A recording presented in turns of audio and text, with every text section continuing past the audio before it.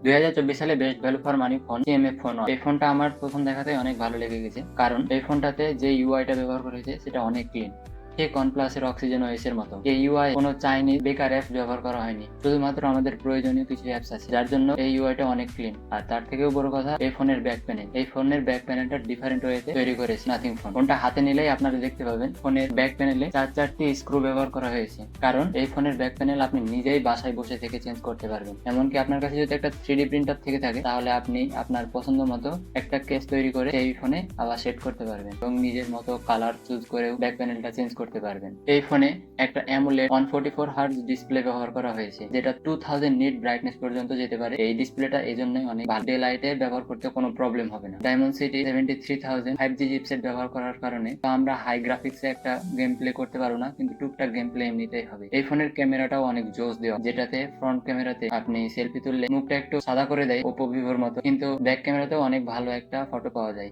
যেটা ফেসবুক কিংবা ইনস্টাগ্রামে আপলোড দেওয়ার মতো। আর ভিডিও কোয়ালিটি তো 4K 30 fps এ ব্যাক ক্যামেরাতে করা যায়, আর ফ্রন্ট ক্যামেরাতে 1080p 30, যেটা চলার মতো। এই ফোনটা আপনি অফলাইন এবং অনলাইনে 21,000 কিংবা 23,000 এর ভিতরে পেয়ে যাবেন। আর এরকম আরো ইনফরমেটিভ ভিডিও দেখতে চাইলে অবশ্যই চ্যানেলটিকে সাবস্ক্রাইব করুন এবং ভিডিওটি ভালো লাগলে অবশ্যই একটা লাইক দেবেন এবং কোন ধরনের ভিডিও দেখতে চান অবশ্যই কমেন্টে জানান।